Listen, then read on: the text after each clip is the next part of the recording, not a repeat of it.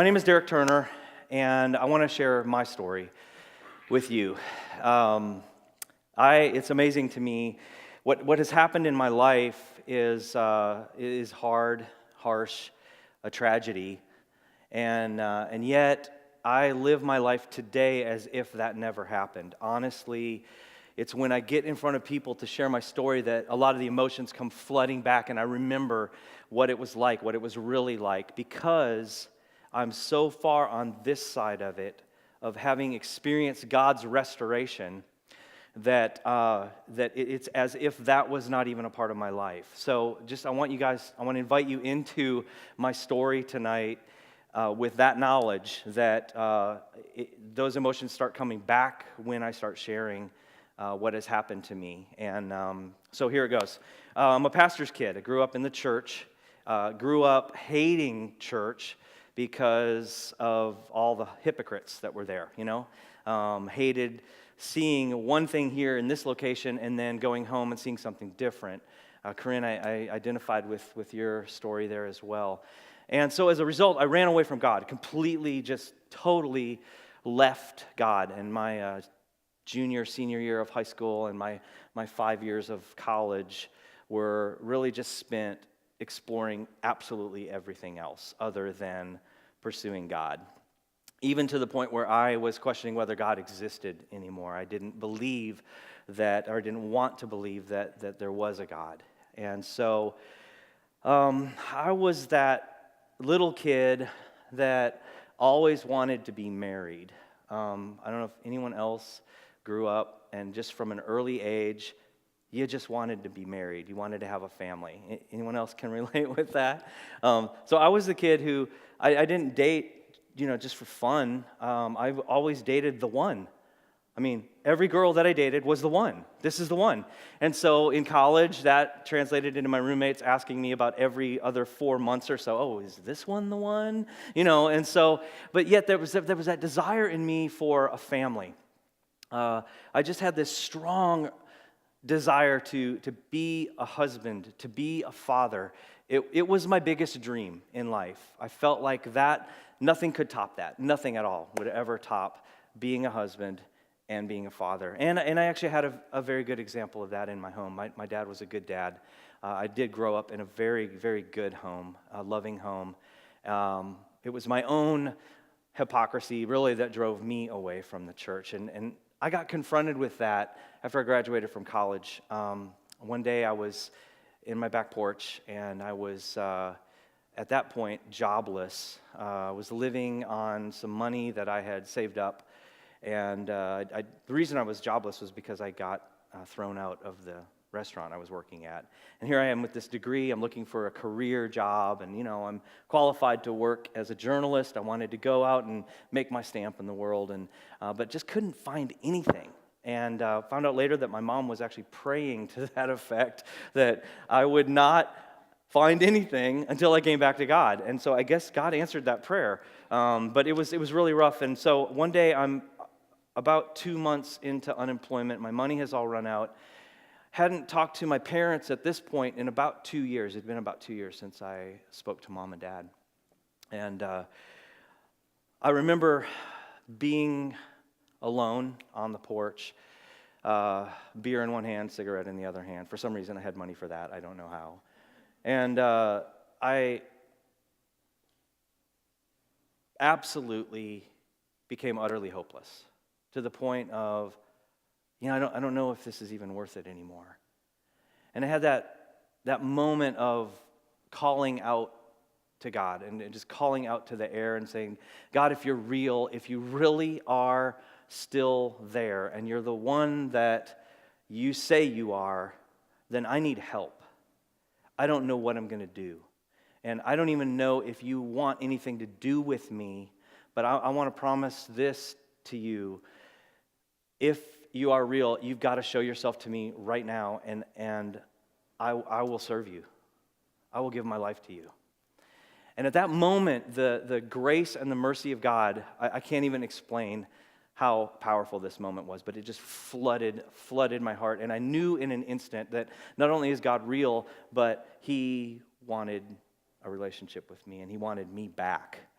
And so I heard this scripture reference in my heart. I mean, I grew up as a pastor's kid, so I knew the Bible. And I heard Matthew 6:33 and Proverbs 3:5-6. And I had to go find my Bible. I hadn't read my Bible in probably 5 to 7 years at that point. And I went and found my Bible in a box at my apartment. And I opened it up, and right in the front was an inscription from my dad from high school graduation, and it said, "Son, I love you. Congratulations on your graduation." Matthew 6:33 and Proverbs 3:5-6. And so I'm thumbing through the Bible, like, what do these verses say? Of course, Matthew 6:33 tells us that if we'll seek first God's kingdom and his righteousness, all these other things will be added unto us, the things that he knows we need, food and shelter and clothing and the stuff we need to live life. If we'll seek first his kingdom, these other things will be added to us. And so, man, comfort, peace came from that. Of course, Proverbs 3:5-6 tells us that if we trust in the Lord with all our heart and don't lean on our own understanding and in all our ways acknowledge him, he will direct our paths. And man, I needed direction at that point. And so I sensed this urgency to be restored to my parents at that point. And I just called home. And I tried to act all nonchalant. You haven't talked to mom and dad in 2 years, and you pick up the phone and you're like, "Oh, hey, Mom, it's me, what's up?" And my mom just immediately starts weeping on the phone, and she says, "Son, I've been praying for you, like storming the house right now at this moment. I knew your life was in the balance." And I'm like, "Mom, how do you always know these things?" And she said, "Come home, son, come home." And man, I just lost it. And so I hopped in my 78 Volkswagen Scirocco, which is an awesome car. No brakes, had to use the emergency brake to stop. It was, total prosperity I was living in back then. Drove to California, and just to make this story a little fast forward here, my mom and dad were going on a missions trip, and so I got a quick visa to the countries that they were going to, and I went with them on this missions trip, and we went all over Eastern Europe and the Baltic region and some other areas, and at this point, I'm just like on this whirlwind tour of coming back to the family, my personal family, but also coming back to the family of God and experiencing God's goodness for the first time in my life.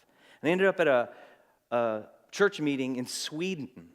And it was at this meeting in Sweden where I really was confronted with a real darkness all of a sudden. I was confronted with that decision of like, okay, am I really going to do this? Am I really going to serve God?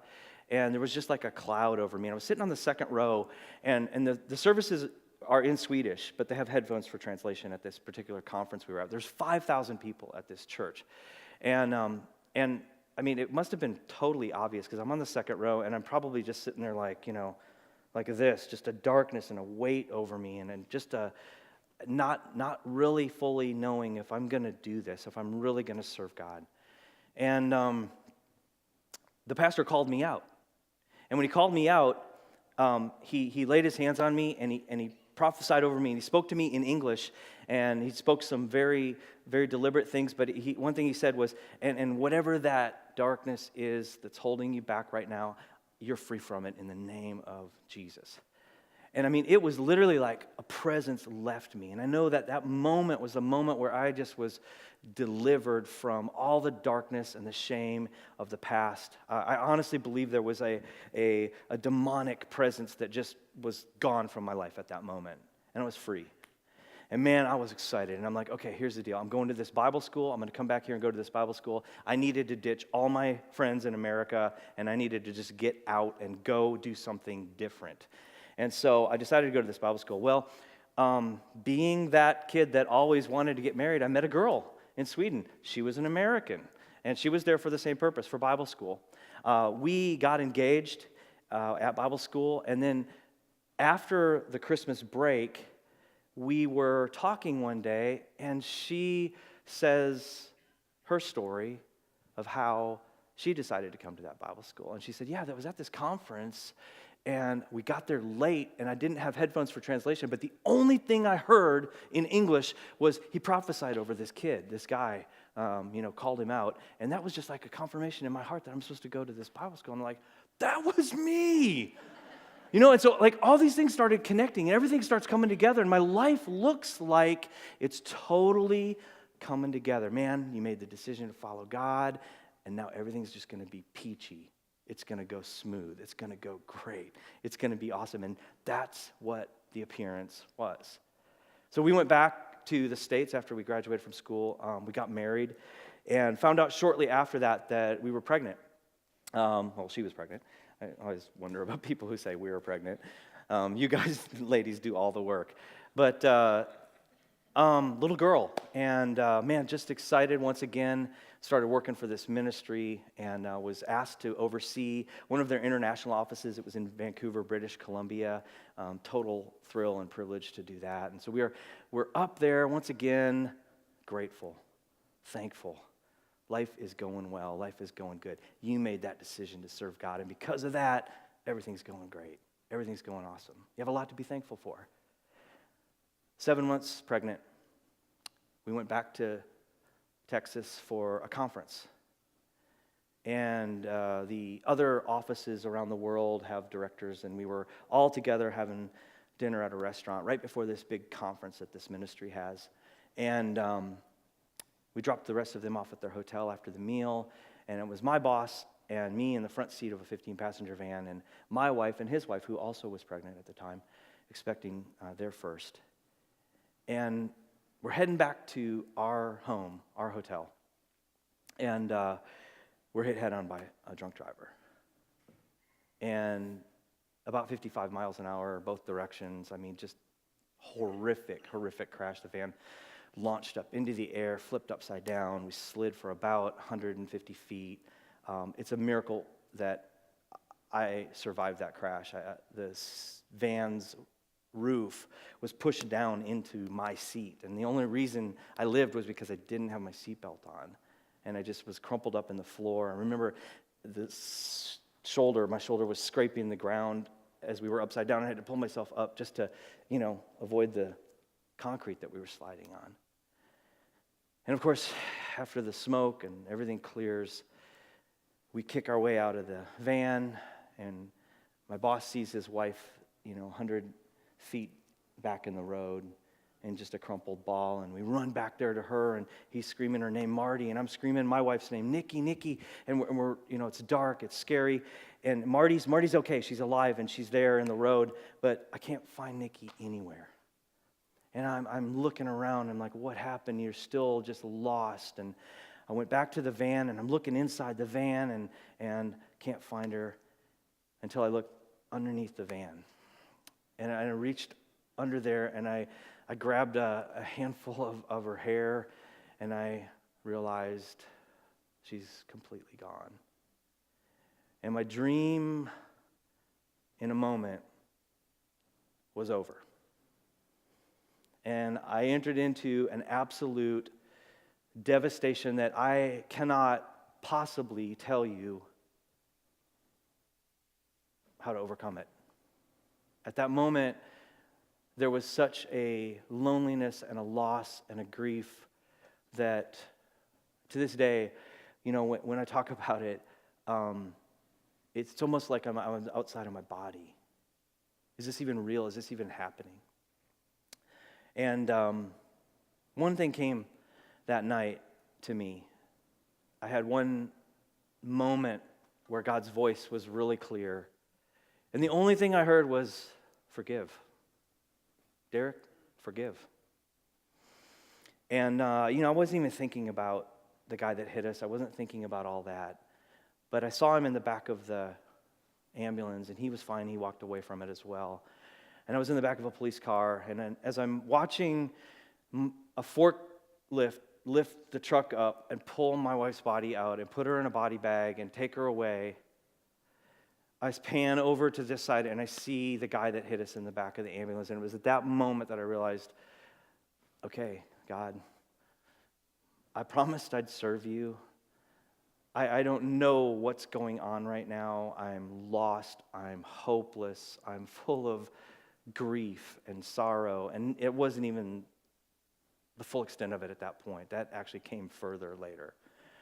But I, out of my mouth, said, okay, I forgive you in the name of Jesus. He didn't hear me. But the forgiveness I was releasing wasn't really for him exclusively. It was for me too. And one thing I would encourage you tonight with is that maybe there's areas in your life where you're looking back in your past and there's people, situations that have hurt you, and there's unforgiveness there. That's going to block gratitude. That's going to block the ability to be thankful and the ability to follow through to finding God's restoration in your life. And I know everybody in this room has a story that needs restoration.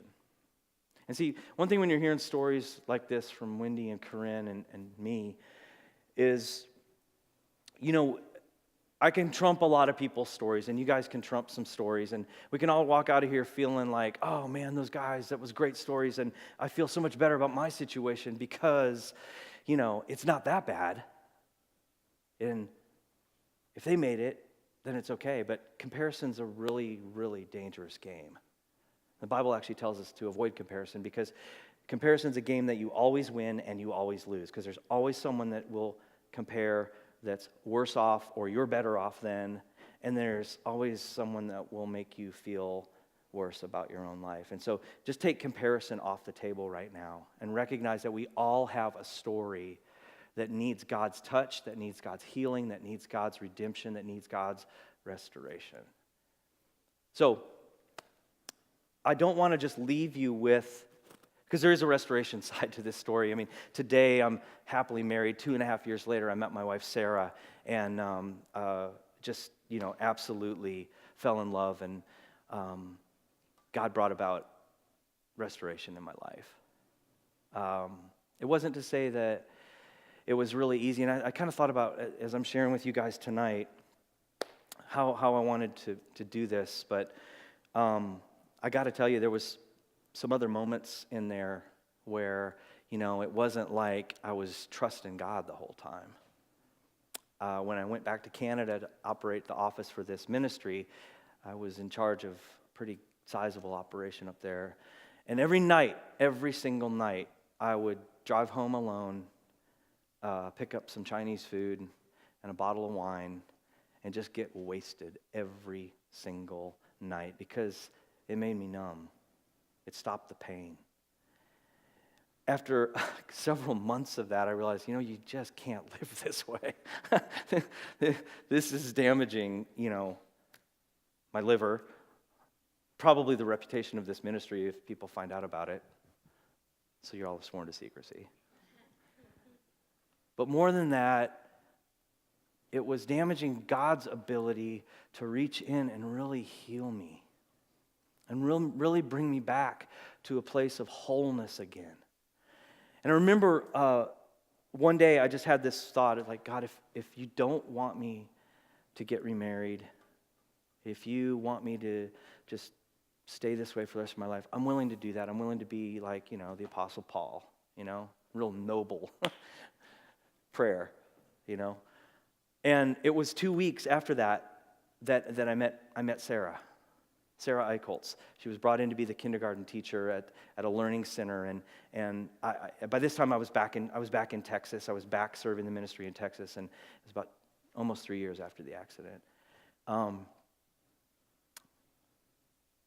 I know beyond a shadow of a doubt that it wasn't my great faith that brought Sarah into my world.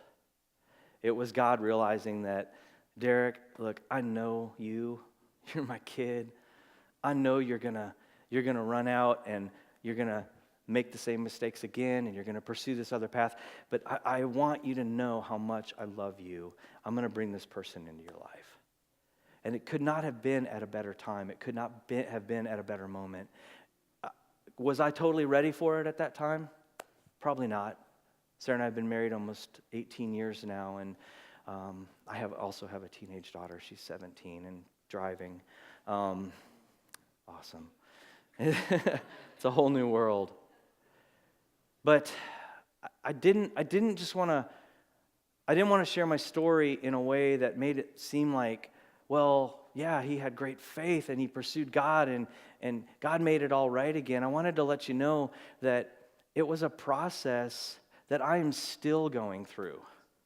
And I'm still learning how to be loved by God.